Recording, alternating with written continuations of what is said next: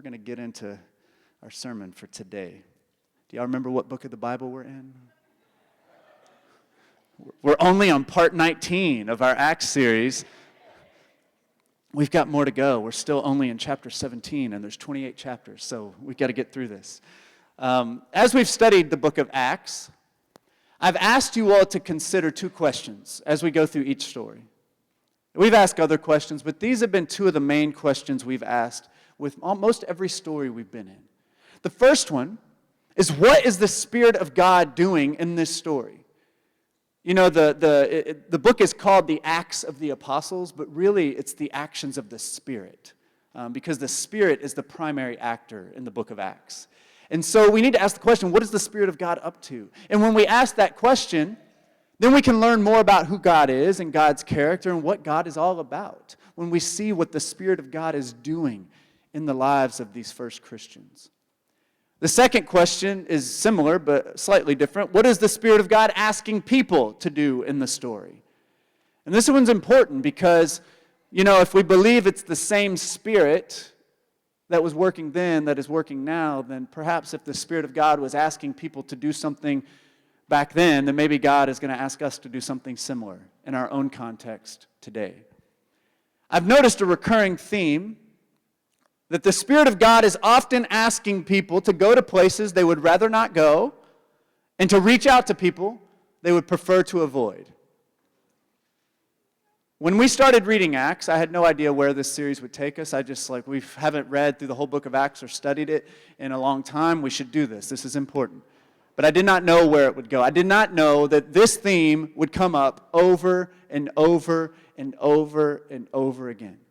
That the Spirit was asking people to go to places they do not want to go to and to reach out to people that they don't want to reach out to. Now, I feel like I must apologize because I didn't mean to reiterate this message over and over and over again, because I know it's hard, right? It's hard to be challenged in this way. Because if you're like me, I don't like to go to places I don't want to go to. I don't like to reach out to people I don't like to reach out to.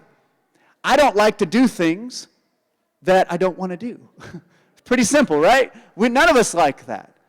Yet it seems the Spirit of God wants to push us in different ways and to challenge us. And I have to remind myself that the Spirit of God probably knows better than I do, right, on what I need in my life and what is best for me. The Spirit of God understands better what our world needs and what we need to truly move towards redemption and transformation in this world. I think the Spirit of God knows that I need to be challenged to get outside myself, to break down walls, and to reach out to others, even people that I would prefer not to reach out to. You know, I think about this important moment in our nation. We're in another election year, and a lot's on the line. You know, this is big stuff that we're facing right now. And it feels scary, right? It feels uncertain. It feels like our future is very uncertain right now. And I think in this particular moment in the history of our nation, we're at a point where we truly, we kind of just stick with our own people.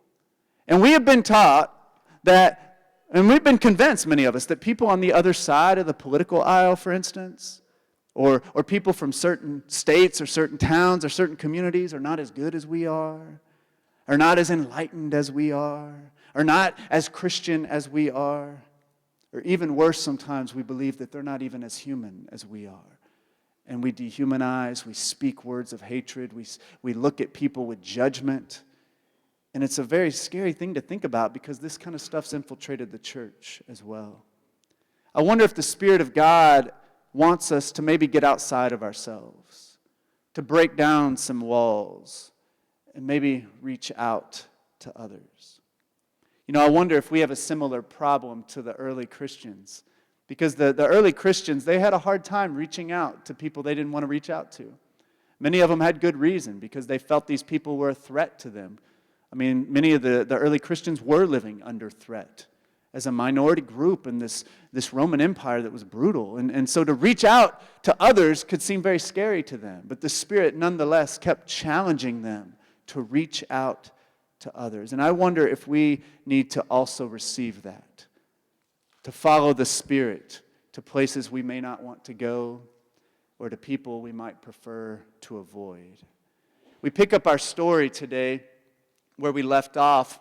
Paul and Silas and Timothy had kind of formed this little group, and they went on this journey together to go and visit some different places, to start some ministries, to preach the gospel, to encourage some churches. And so they headed out together. And we left off during the story in Thessalonica. Do y'all remember what happened, what we talked about last week? They went to Thessalonica, and the people in Thessalonica were kind of rowdy. This was a rowdy, kind of dangerous group of people that they encountered. Do you remember what happened? Some of the people got so angry that Paul and Silas were there preaching about Jesus that they formed a mob, and they went to this guy Jason's house who was hosting them, looking to find Paul and Silas, which is a scary thing. If a mob comes to your house where you're staying, that's a scary thing.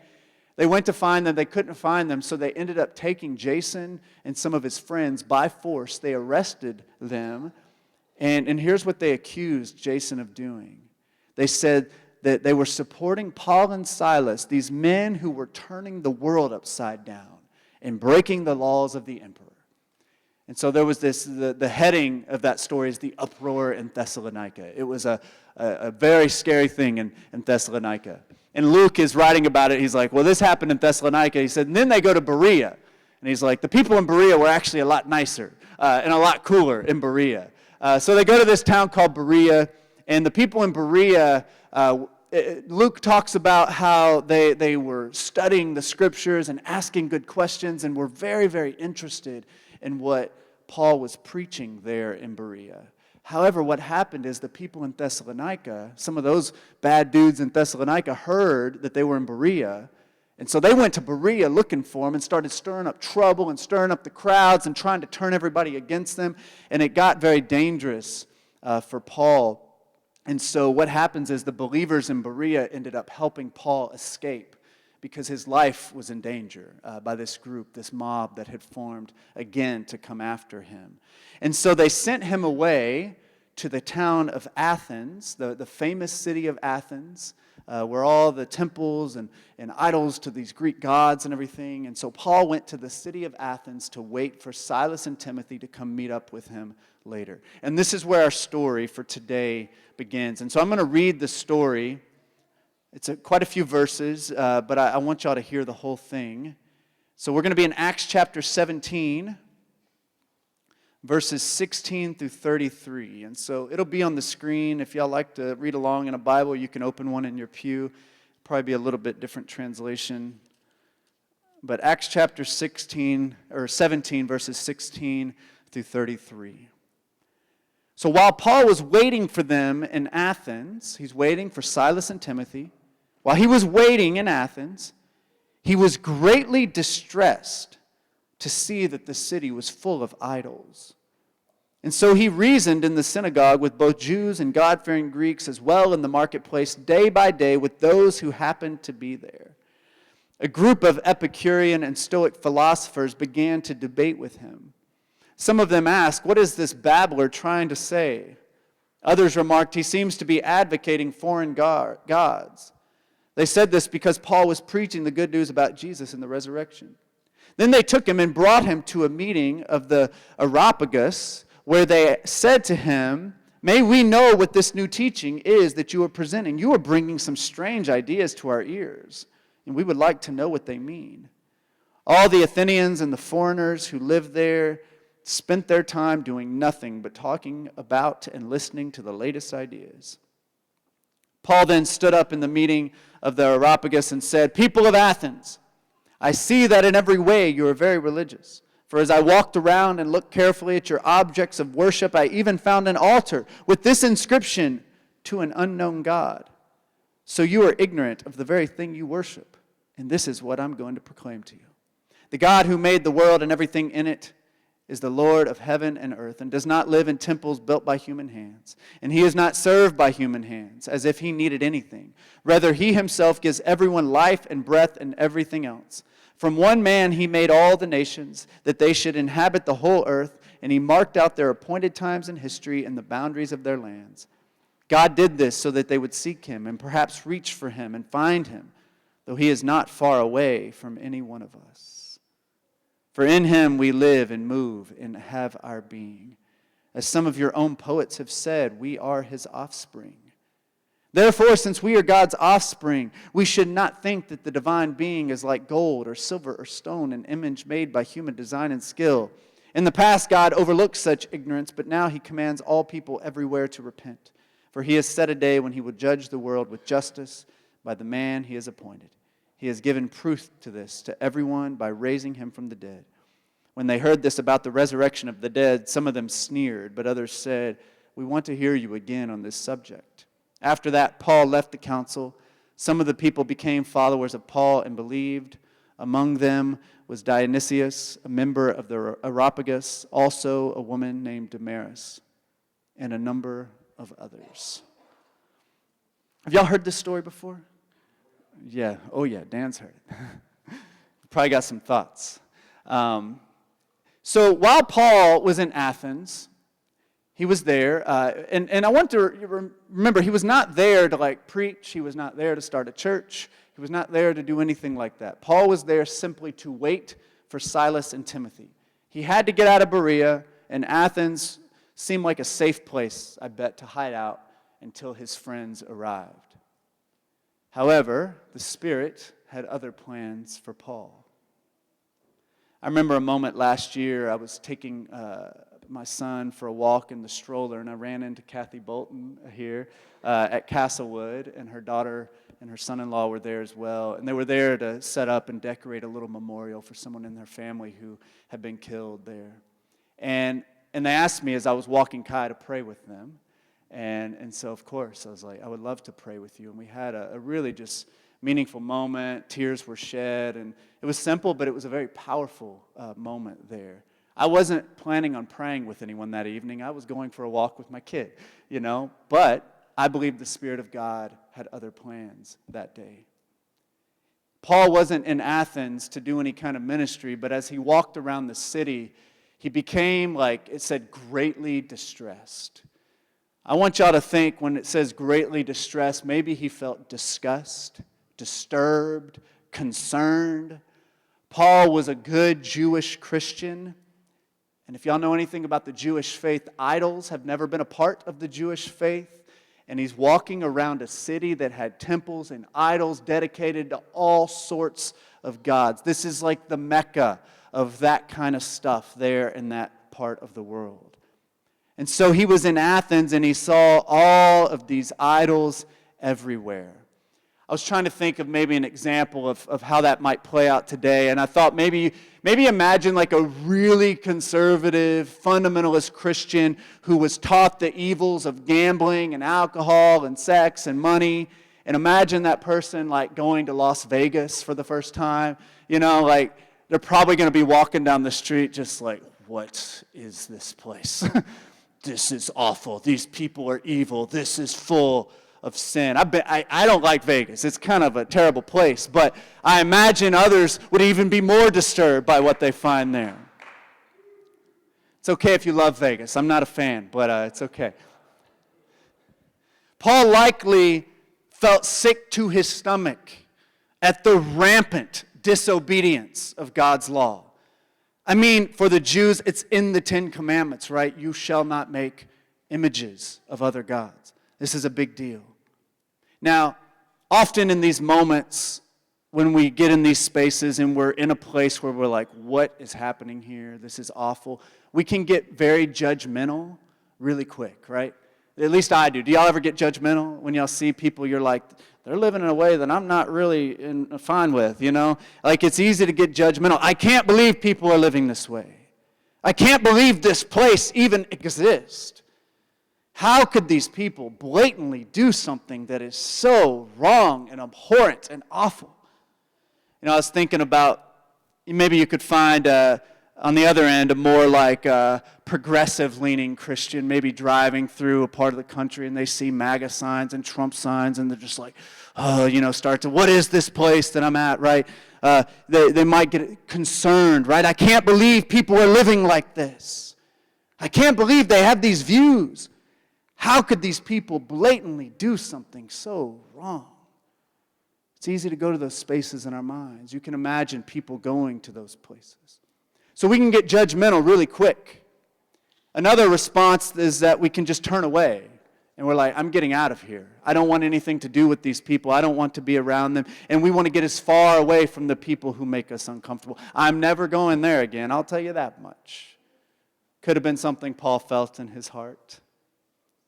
I don't know what was going on in Paul's heart. I imagine there was probably a little bit of judgment that came up in Paul. He was a very passionate man. He had a strong sense of what was right and wrong. But instead of getting too judgmental, Paul becomes curious about these people and their religious practices. Instead of turning away, Paul actually turned towards these people. The Spirit didn't let Paul turn away from these idol worshipers in Athens. The Spirit led Paul directly to them. And in this story, what do we find? Paul is talking with them, listening to them, even seeking to find common ground with these folks so different from him. I don't want to focus too much on what Paul says in this story. His little sermon that he gives is really powerful and really meaningful, and some parts of it I just find to be so beautiful. But I want to focus instead, not so much on his words, but the fact that he was there in Athens, a place so outside of his experience in the story of the Israelites. It was a place full of idols and strange ideas that would have been so outside of Paul's experience and training as a Jewish teacher. You know, often young Christians who go through high school and they grow up in youth group and they learn about God, they end up going to college. And sometimes go to colleges where they have professors who talk about Christianity, and they talk about it in ways that are very different from what they were taught in youth group. It can feel very overwhelming and disorienting and be like, what is this? These are strange ideas. These are strange teachings. And in Athens, this was like the mecca of all of this. This would have been a place where all sorts of ideas would have been discussed, and it would have been very overwhelming. This would have been a place that was so outside of what Paul was used to. Yet the Spirit led Paul to these people in this place to reach out to them. To quote our Acts teacher from afar, Willie James Jennings, I've quoted him too many times, I apologize, but he's great. But he says this, he says that Paul will not turn away from the idolaters, but toward them. This is what the gospel demands, a reaching toward and a reaching out to the point of touching and holding. Jennings also writes, what do you say to those radically outside yourself, radically different from you? What do you say to those whose religions and rituals you have been trained to loathe? Paul had been taught to loathe this kind of thing, to despise this kind of thing. Yet the Spirit led Paul directly to them. Our instinct is to turn away from the things we are trained to loathe, but the Spirit turned Paul towards them. The Spirit leads Paul deep into a place that a good Jewish Christian like himself would certainly want to avoid. And I love that Paul leans into that discomfort. He doesn't allow his disgust to determine how he responds. He follows the Spirit's leading and reaches out to these folks that were so different than he, and he was even able to find common ground with them. So let's ask the two questions that we've been asking. What is the Spirit of God doing in this story? Well, if you think about what the Spirit is up to, the Spirit is once again reaching out to humanity. The Spirit, it's like in Acts, the Spirit just can't help itself. It's like, I'm reaching out to these people. God has a passionate longing for all people to be in relationship to Him. And the Spirit is reaching out, inviting people to know God more. I want you to think about this. Athens was full of idols built for other gods. The God of Israel in the Bible is described as a jealous God. Now, often when people get jealous, they respond with anger and rage and even violence. But God does not do that. In Acts, we see God responding to this, not with anger or outrage or violence, but with compassion and reaching out and inviting these folks in Athens into relationship with Him. We've said this before, but Acts is about these ever-widening circles of inclusion. It is widening the circle of God's family to include more and more and more and more people, to include as many people as possible. Paul argues, and I love this, he says that all of humanity is God's offspring. You know, I remember in college, I went to a Christian school, and these Christians really like to argue. I'm not trying to say, particularly the men in the school love to argue with each other about theology and want to point out that you were wrong about everything. And I remember once I was just writing this thing, and I said, we're all God's children. He's like, actually, we are not all God's children. Only those who are part of the faith have been adopted into God's family. And I'm like, okay, dude, back up, man. But it was kind of intense. But he was making this argument. And I believe that's kind of how we think sometimes. Well, those are outsiders. They're not part of this thing. They need to become Christians. But Paul argues here that everybody in the whole world is God's offspring. That we all come from God. That every single human being on this planet comes from God. In Genesis, we also read that everybody bears the image of God. We can't look at anybody in this world and see them as somebody who is not loved by God. They may not be at home with God right now. They may be walking a path that is very outside of what God desires. But God is inviting and calling all of them to come home. And in you this morning, if you are a seeker, if you are a searcher, and you don't know how to find God and you're searching, that's okay. God is reaching out to you. And like we said earlier, God is very patient. And God is inviting you to get to know God more and inviting you to come home to the true God once again, to experience the love and longing that God has for you and for everybody else. And I love this, that God is going to the place where you might think they would be most opposed to this whole Jesus thing in Athens. Yet God's there, the Spirit reaching out to them, inviting them to come home. Second question, what is the Spirit of God asking people to do in this story? We'll focus on what the Spirit was asking Paul to do in this story. The Spirit asked Paul to be open to a very different group of people who stumbled into his path, to turn towards them, to be curious about them, and to be open to them. The Spirit invited Paul to be part of God's reaching out. God is reaching out to the world, but it's often through our hands and our actions and our love that God is reaching out to the world. And Paul was able to literally be God's reaching out to these folks in Athens. In a sense, Paul's reaching out was God's reaching out to them. I just think it's so beautiful. The Spirit in Acts, we've already said this, is the same Spirit. This is an eternal Spirit that was there at the beginning. All the way before the world was created, the Spirit was hovering over the waters. The Spirit moved all throughout the Old Testament into the New Testament in a fresh way, and the Spirit is still moving today. And we believe that's the same Spirit all along. And so if the Spirit then was moving in this way, then maybe the Spirit today is wanting to move in a similar way. I have some questions I want us to just reflect on this morning. The first one is, how is the Spirit creating opportunities in my life to intersect and interact with others who are deeply different from me? Christina helped me come up with these questions, and we were talking about it, and part of me was thinking, how can we turn towards people who are different than us and go find them? But the reality is, and she was pointing out to me, is that in our day-to-day lives, people who are vastly different from us are all around us all the time. And Paul was not in Athens intentionally there to reach out to the Athenians. He just happened to be there. Yet the Spirit moved in him in that moment and led him to be open to these folks who came along his path.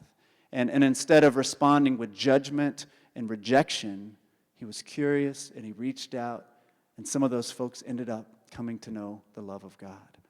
And so think about your own life. How is the Spirit creating opportunities in your life to interact with others who are deeply different from you? It might be at work.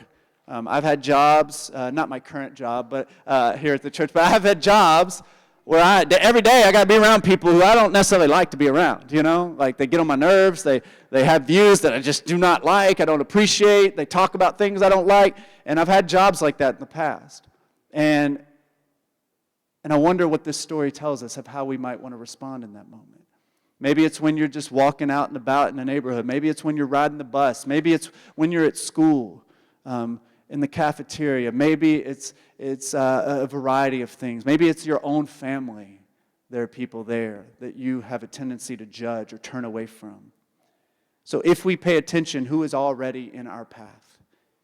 And then the question is, what might it look like for me to accept those opportunities, Say, they're here. What's the Spirit wanting to do? And thoughtfully turn towards these people whose beliefs or practices seem so outside of your experience. And I think this story in Acts, and like I said, this is not just one story. This is almost every story in Acts has a similar theme of how is the Spirit going to lead us not to turn away from those that we don't want to be around, but how can the Spirit help us to turn towards them in healthy ways, of course, but to reach out. And I think, man, the church has got to do better at this because our world desperately needs this right now. And I believe the church can be a place that can step up because we have the Bible. We have the story of Jesus. We have the story of the Spirit in Acts to guide us. We have the tools we need to do this. This is part of our tradition. This is not something we have to reach and figure out something. No, it's all right here, informing and guiding the way we live in the world. And so I know this is challenging stuff to sit with because, like, man, it's so much easier just to stay away from people we don't want to be around. It's so much easier to stay in the places where we feel safe and comfortable. But the Spirit does not allow that in Acts. The Spirit is always pushing and leading. And I wonder if the Spirit might be wanting to do that today through us. And so it's kind of up to you all in community with others to sort through this in your own life. What does this look like for you? I can't tell you that for each person in this room because we're all very different. But I encourage you to ask those questions. What we're going to do next week is I want to try something. One thing I love is that when we give opportunities for you all to speak in the service, sermons are weird because it's like me just like saying something to you and then I don't get to hear much feedback or response. And that's not how learning happens usually. Learning happens when there's dialogue and interaction. And so what I want to do is we're going to try next week to come back together and recap the past few sermons, just give you a big little summary of each of them, and then let y'all have an opportunity to speak about ways God is speaking to you, ideas you might have for our community on how we can best live into this together, questions even you have about the sermons, thoughts, loving disagreement you could have as well, so we can have some dialogue about that. And so we're going to experiment with this and do this every few weeks and see how it goes. And hopefully we can start to actually process through some of the stuff we're learning each week in these sermons and start to live into it more and more and more. And so just heads up, come next week, think through where we've been, look back at where we've come from, and if you got ideas or thoughts, come prepared to share them. We're very laid back here, and so we'll pass around a mic and people can share, and I think it'll be a really beautiful experience. So just know that's going to happen next week, and just wanted to give you a heads up if you're kind of a slow processor like me and you need time to think through stuff ahead of time.